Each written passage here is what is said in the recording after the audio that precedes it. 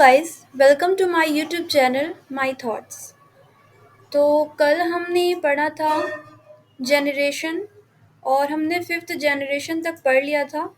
आज हमें पढ़ना है इनपुट डिवाइसेस से। ठीक है।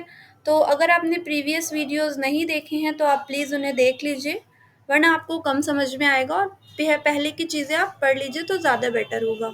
और नोट्स अपनी खुद से बनाइए। ठीक है, स्टार्ट करते हैं आज का video.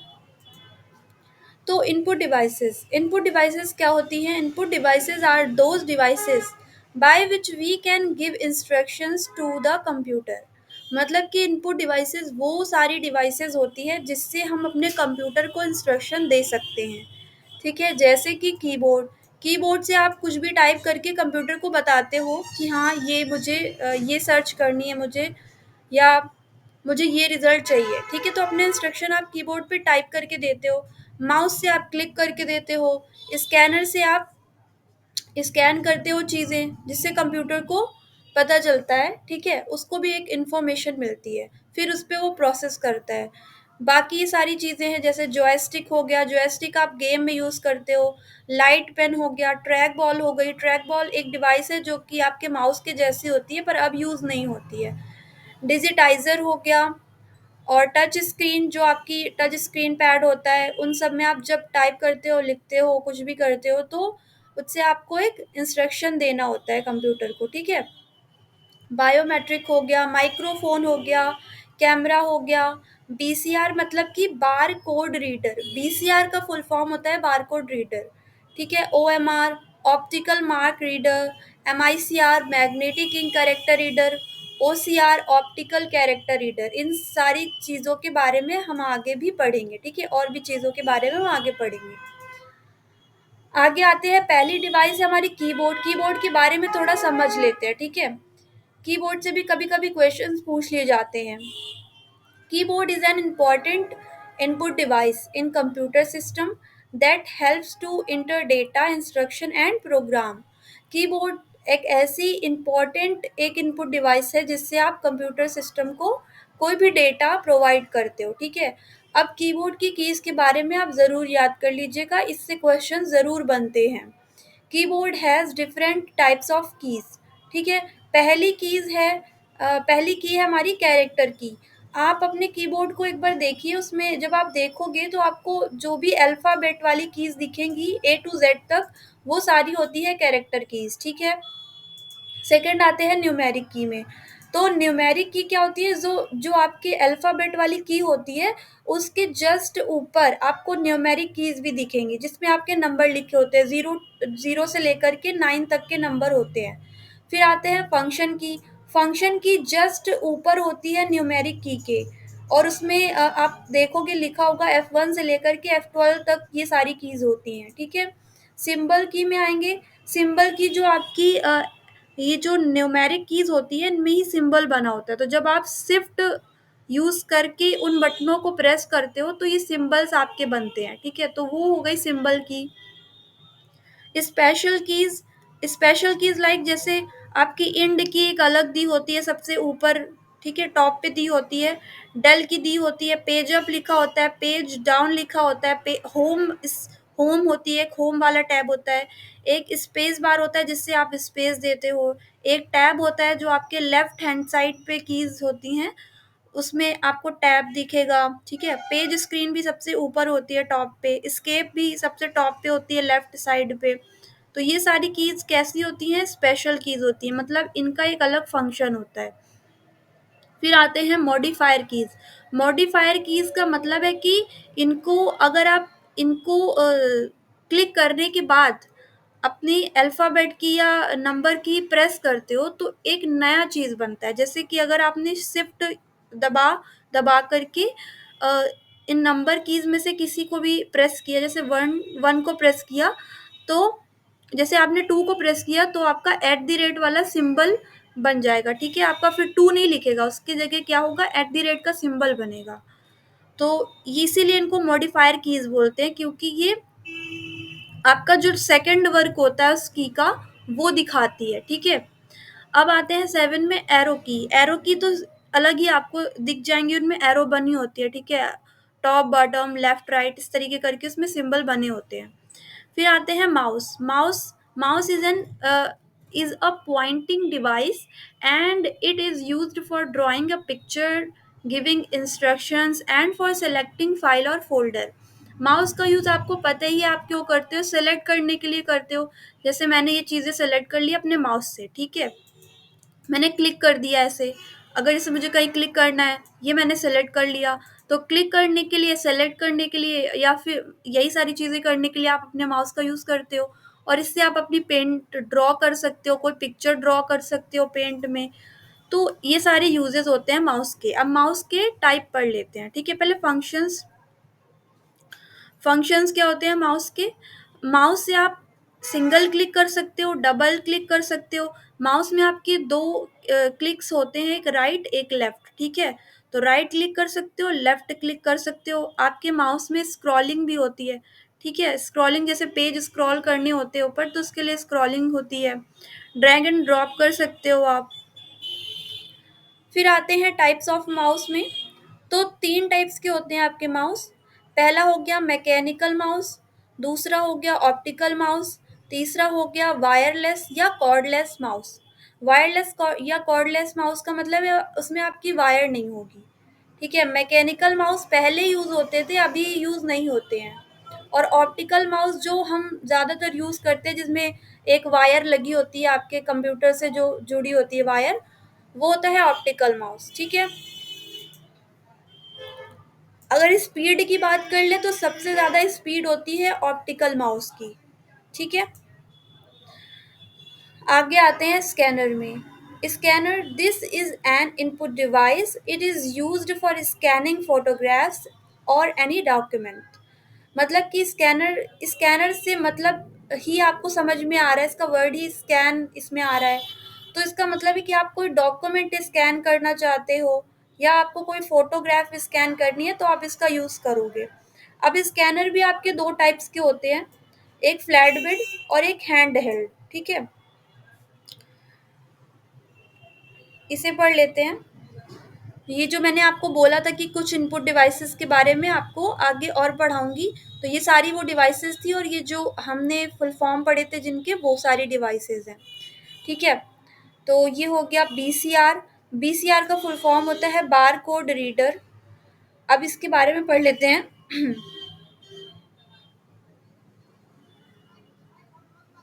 This is an input device that is read bar code, coded data, ठीक है।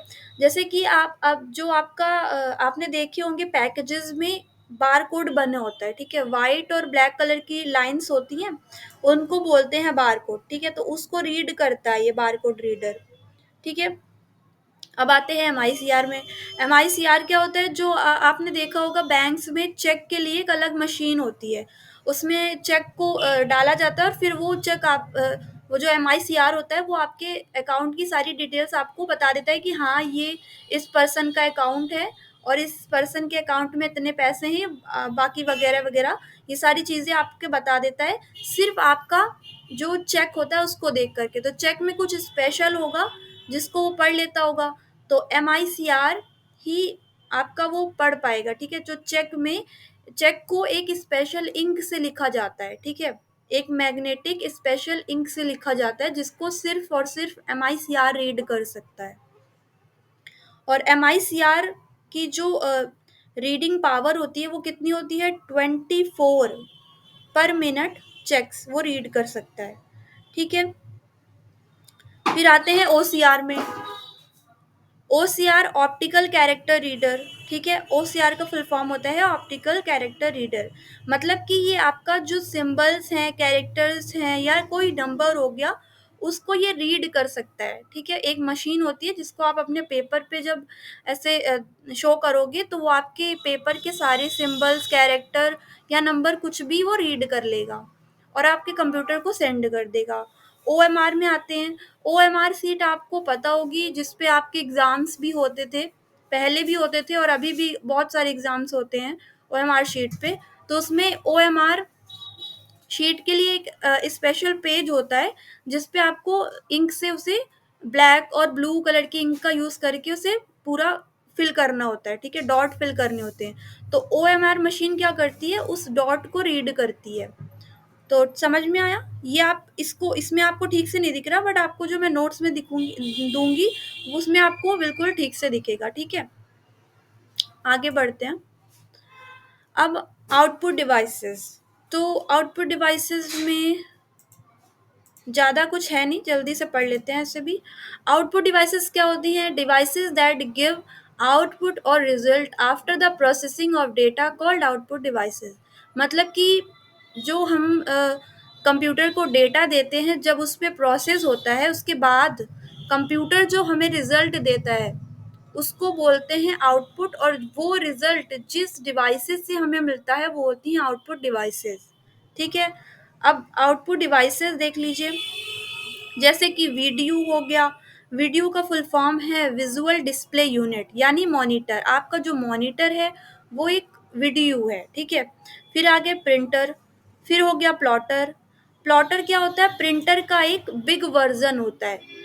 प्रिंटर में जैसे आप नॉर्मली अपने डॉक्यूमेंट्स और कागज, पेजेस, ये सारी चीज़ें प्रिंट करते हो, प्लॉटर में आपकी बड़े बड़े जो पोस्टर्स होते हैं, ये सारी चीज़ें प्रिंट करी जाती हैं। स्पीकर, स्पीकर से हमें आवाज़ें आती हैं, तो वो भी एक आउटपुट ही हो गया, ठीक है।